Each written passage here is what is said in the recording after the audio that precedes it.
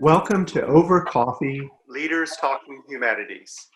I'm Tyrus Miller, Dean of the UCI School of Humanities, coffee cup in hand, and I'm pleased to be with Julie Hill, Chair of the UCI Foundation Board of Trustees. Julie has a BA in English from UCLA and a Master's in Marketing from the University of Georgia. She started her career as an entrepreneur in marketing and land development, becoming CEO of Costain, a land development company based in London. She's a member of several corporate boards, notably Anthem, and a longtime philanthropist in the community, actively serving on several nonprofit boards, including Human Options, a shelter for abused women, Orange County Community Foundation, the Paul Mirage School at UCI, and now as chair of UCI's foundation. She's been a passionate advocate of women, having supported several international women's rights and refugee nonprofits, and she's a prominent speaker on women in leadership. She's been recognized with multiple awards for her leadership and for her advocacy for women's rights. Welcome, Julie, and I'm so pleased that you've joined us today for our Over Coffee series. Thanks, Tyrus. It's fun to be here. Glad to have you. So I wanted to start out by kind of asking a little bit about your career. You started out as an entrepreneur and you've had a very, very successful career, really during a time when it was less common and unfortunately still less common to find women as leaders in business. What lessons have you learned that you could share with young women who are thinking about careers in leadership, particularly in fields that still have fewer women in leadership positions? I'm happy to talk to that. I didn't start out as an entrepreneur. That's when my career took off. But going back, I can tell you, when I was in high school, I knew I wanted to be in business. And I went to my high school guidance counselor for advice. I was going to UCLA on some scholarships. And I went to him about the questions I had about my major. And I said I wanted to be in business. And he literally said to me, "No, pretty little girls like you become bitches on wheels. And you don't want to go into business." And I was 16 and I was shocked. And I became an English lit major and I taught school for 2 years. Because at that time, that's what you could do with an English lit major, only, an undergrad major. And it's interesting. I think you might have had Bruce Hallett speak to you as well. We do. And I don't know if he said anything, but it turns out we went to the same high school and we had the same guidance counselor who told him he should be a limousine driver. So not good guidance. So I taught junior high school for 2 years and I loved those kids. I have the greatest respect for the teaching profession, but I had been misdirected. I really did know I wanted to be in business. So that's when I went back and got the graduate degree. And that's when the entrepreneurial thing started. I was living in Atlanta at the time.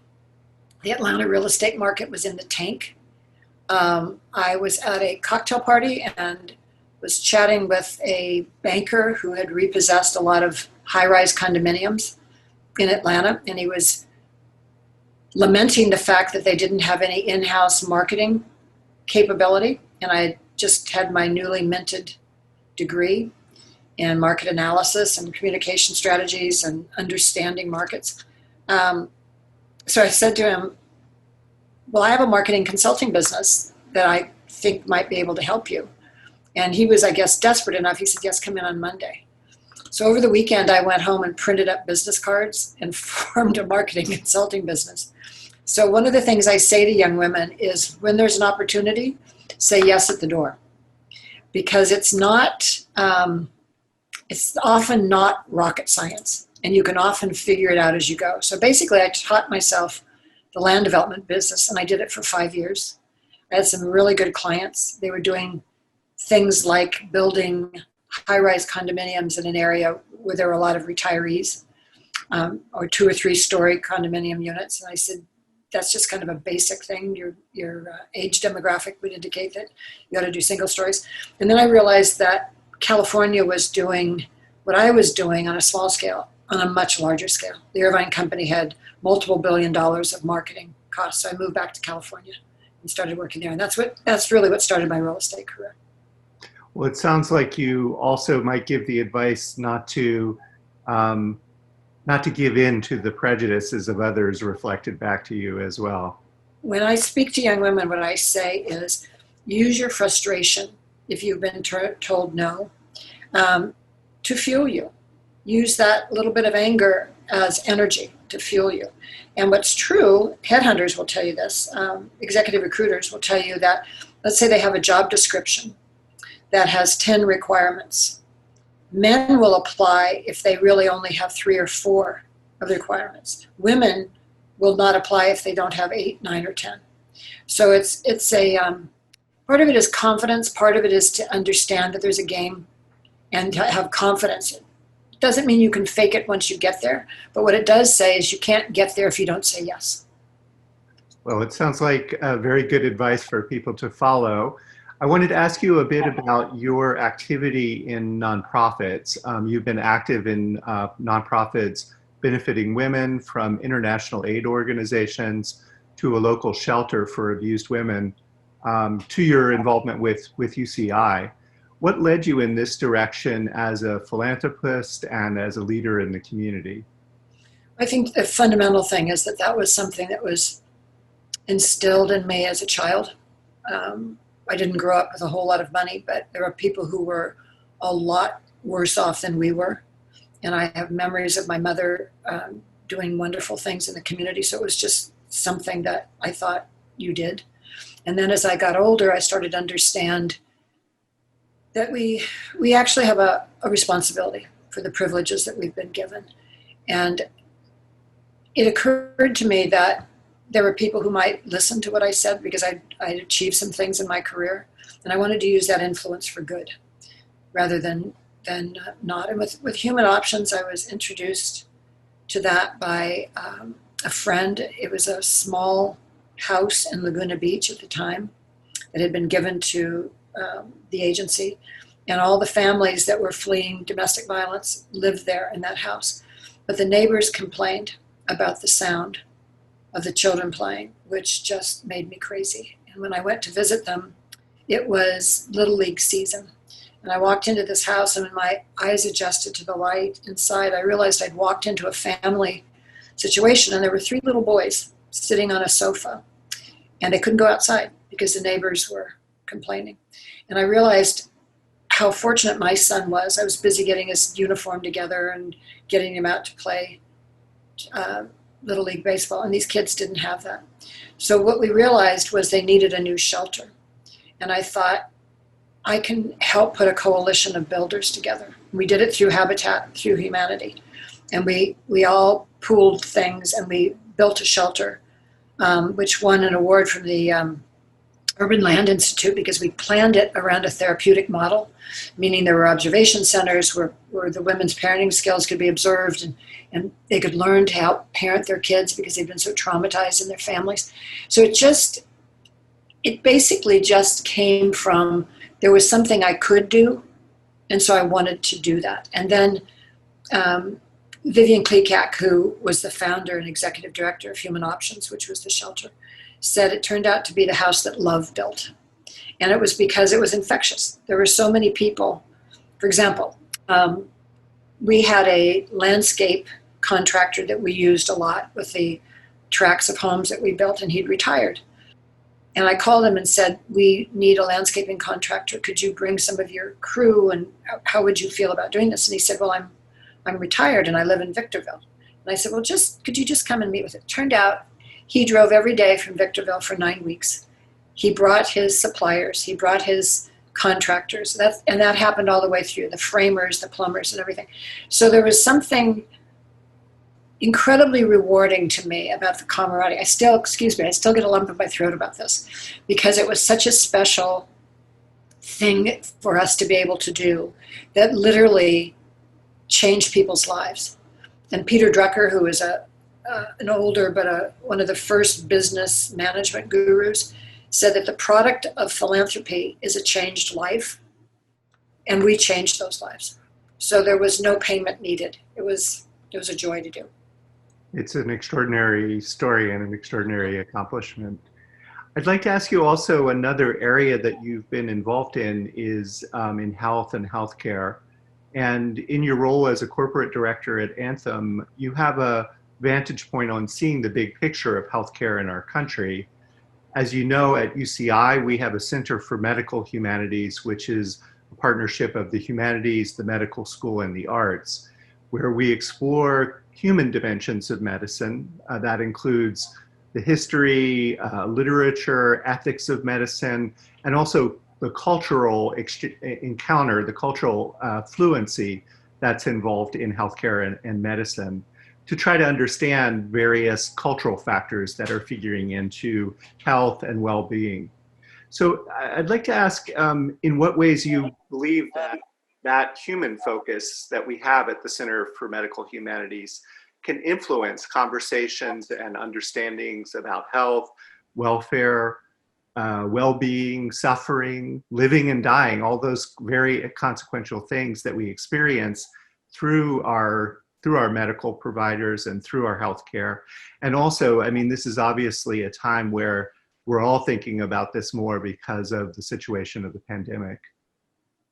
Well, if the world was according to me, I would make those courses mandatory. I think it's incredibly important. People who don't read history, don't understand the humanities, are doomed to repeat the mistakes of the past. And I also think there's an intangible, literally intangible benefit to someone who is a healer, not just a doctor. And I think the humanities makes you a more rounded human being, someone who understands the whole human condition. And that they've actually started to study this now, I think. There is an intangible benefit that passes between one human being and another. When you believe in your care, you believe that the person sees you and understands you. And that kind of seeing and understanding doesn't come without some grounding, some cultural grounding, some understanding. So to think that a doctor could be a technician, could be highly skilled and trained, is necessary but not sufficient. You have to also have this capacity to understand, as you say, the human condition.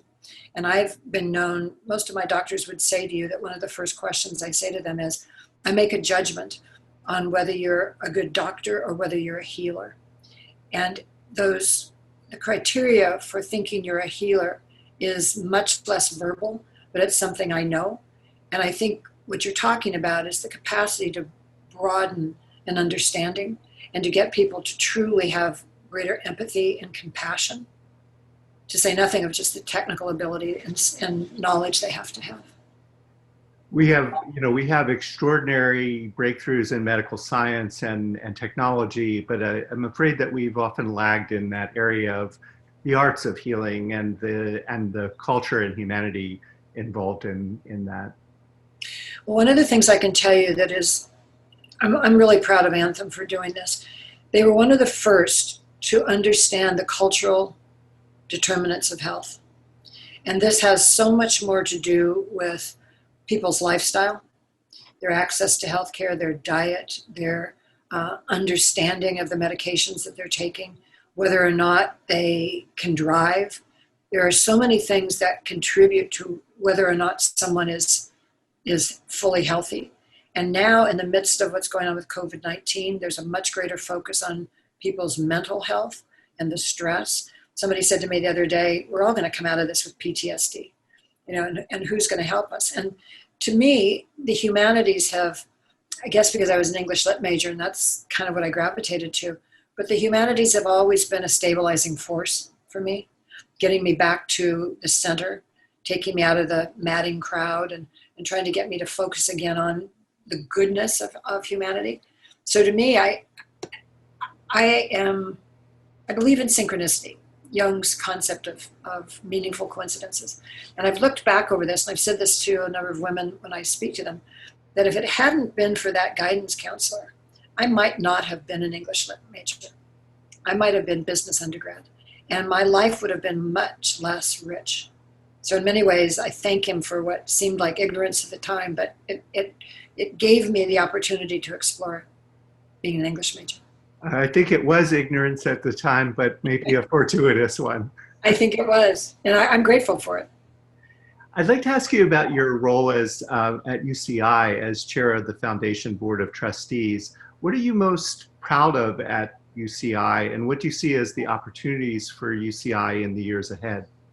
Well, there's a lot at UCI to be proud of. And as you said, I went to UCLA. So my initial, probably 25, 30 years ago, my initial interest in UCI was simply because I was tired of hearing about USC all the time in my backyard. And it started out, I first affiliated with the business school and have really had opportunity to be involved in a number of the schools on campus. I'm incredibly proud of the, if I say international rankings and standings, I mean, rankings are kind of a double-edged sword. But let me give you a little story about what I mean. When I took over as chair, I realized that there had never been a venue or an event where all of the trustees, much of the advancement staff, but all of the deans and heads of centers could be in one room at one time. And I thought that was a loss. And so we started out the first year with retreat. We had 16 presentations. I was told you couldn't do that. People would max out. And I said, no, they went to the deans and said, you just have to be really interesting. You have to consider this like Shark Tank, because in many ways it's an apt analogy. And what happened out of that, Tyrus, was the deans were brilliant. They were absolutely brilliant. And the trustees could understand where they rank in their own fields and the level of research that had been done and the kind of extraordinary excellence in scholarship that we have at UCI. So I'm incredibly proud of that. I'm also extremely proud of the stand that the UCs have taken, and particularly on our campus, our Black Thriving Institution, our Hispanic Thriving Institution, the humanities studies, the Latinx initiatives. I think it's the wave of the future. It's what we ought to be doing. When I try to describe UCI to my friends who have gone to private universities on the East Coast, I say, well, this is where it's happening. This is the United Colors of Benetton, and we're stronger for that. I also believe it's incredibly important to our democracy that we have an educated populace and that we have people who understand that they have social mobility.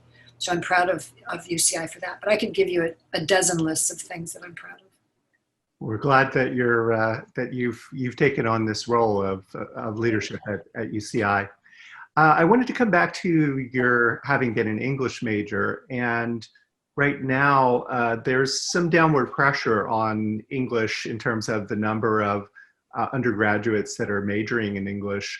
I think that students and their parents feel pressure to go into STEM fields. They think that they'll have more options for high-paying jobs if they go into these fields, and as a consequence, you know, they're being directed away from some of the humanities fields, or arts, or social sciences, or other related fields. But what would you say to students and parents about that question of what should you major in? How does that translate into your prospects for the future?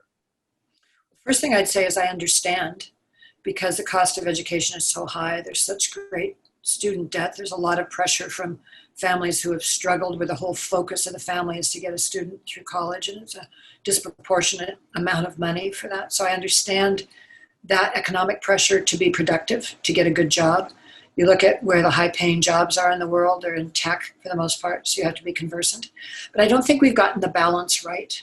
I think we make it so difficult, especially for engineers, where they have such huge workloads and the labs they have to go to create any time within their school years to be able to experiment, to broadly experiment, to take a humanities course. Actually, a basic, that would be a good idea in getting a job, would be to learn how to write.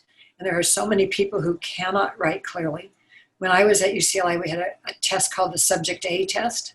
And if you flunked it, you took a basic writing course. And so I think, I don't know what we do about that now. Do we make students go through basic communications? We still have writing requirements, and a lot of that is actually done in the humanities. We have both our composition program and the humanities core program and academic English as ways that students learn writing. So it's mandatory. Yes. That I'm glad to hear that that's still going. Writing is one thing, communicating is another. If you think about almost any job, and if you aspire to a top position as a manager, you're going to have good communication skills. I think being able to communicate is a compilation of a lot of talents. One of the talents is just basically understanding human nature. Human nature for me came from understanding what I do, came from a lot of reading, a lot of storytelling. I think those are the, quote, softer skills that are not as easily identified as a direct line to making money. But what I would say is I understand, but don't shortchange your students' opportunity in the same way that I fortunately wound up having the luxury of being an English lit major. I would wish some of that on everyone. So for alumni and donors and friends of the university looking to make a positive impact in the world, in what ways do you think that supporting the humanities can make a difference? As far as trying to have trustees and other donors understand the humanities? Yeah, and kind of what the impact of either giving their time or opportunities or resources to supporting the humanities. Well, again, what I mentioned to you before about Peter Drucker saying that the product of philanthropy is a changed life. Humanities has the power to change a life. It can change your understanding of the world. It can change what you aspire to, what people are believing. I mean, I think if we had required a fundamental humanities course of the entire population, we wouldn't be where we are right now. We'd have critical thinking skills. We might have some common language. So I think that level of understanding who we are as beings, and we get that so much through all of the different aspects of the study of humanities. Well, we need that so much now, as you have pointed out. I want to conclude with just a couple of questions that are a little bit more personal. You say that you've read a lot. What are you reading now in the current situation, either for pleasure or in connection with your work? Well, I worked with Song Richardson from the law school and started this thing we called BYOB. And we have done it, we did it for the trustees, I've done it for the community foundation, I've done it for my mutual fund board with 800 people. And the BYOB is like, bring your own booze, right? Bring your own glass of wine and we're gonna have a conversation. Well, the conversation, the way Song and I set this up is I'm the white girl and I asked Song, who is black and half Korean, to define some terms for me that are out in the common parlance now that not everybody in the groups that we've assembled might understand. What is white privilege? What do you mean by implicit bias? Why do we talk about reparations? What is white privilege? What's white fragility? And what we get back in that dialogue, I think, is I'm kind of every man. I'm the white girl who hasn't walked in this walk. And Song has had both a lived experience, but also understands it from a scholarly perspective. In organizing this, I was gathering so much reading material that I actually asked that UCI compile it for me. It came out to 4 typed pages, and it was books and videos and movies and poetry and stories. And out of that list, I'll never read it all. It was just a mass. But out of that list, I'm working my way through. I'm currently reading Caste, which is difficult. I know that you are going to explore the 1619 Project. I think that's vitally important. I'm trying to understand what was published on that. Pleasure reading, I would say I do simple things. Like one of my favorite books was a book called Synchronicity and the Inner Path of Leadership. And it was one of the first books. I think it was first published maybe 20 years ago. It brought together this thing that's always been fascinating to me in my life, and that is the power of synchronicity. And how does that serve you as a leader? And most of synchronicities for me have always been signposts that I'm on the right path, that things are in flow, that things are working. So I tend to gravitate to that kind of reading, not necessarily leadership handbooks. I've kind of exhausted that genre. I'm not that interested. Or nonfiction sometimes, but I love a good story. I love a good fiction book. Any particular films or documentaries either on your list or that you're watching now? Well, The New Yorker just came out with a list of the 52 best documentaries ever filmed. So I've made a pledge to myself to try to watch one a week to get through it in a year, which I think is their idea. I can send you that list. It's a good list. But I will tell you the most entrancing movie that I've just watched, and maybe you've heard of it. It's called My Octopus Teacher. Have you heard of it? I've heard of it. I haven't seen it. Well, everybody I've told about it who has seen it has just said, oh my goodness, it's unlike really anything you will have ever seen. It's filmed underwater, but it's not a Jacques Cousteau. It is a human story of a man's relationship with an aquatic being. And it's not science fiction, it's not made up, it's all actual filming. And talk about speaking to our humanity and what this brilliant organism, an octopus, taught this. He was originally a filmmaker about our humanity, was spectacular. Everybody I've talked to who's seen it was truly moved. And it is a story of the humanities. It's a story of who we are. Well, I look forward to watching that, and thank you for that recommendation. I'd like to thank you again for taking your time to share your story and some of your thoughts with our viewers. And thanks to our viewers for tuning in. I hope that you'll join us, coffee cup in hand, for our next episode of Over Coffee. Thank you, Julie. Thank you.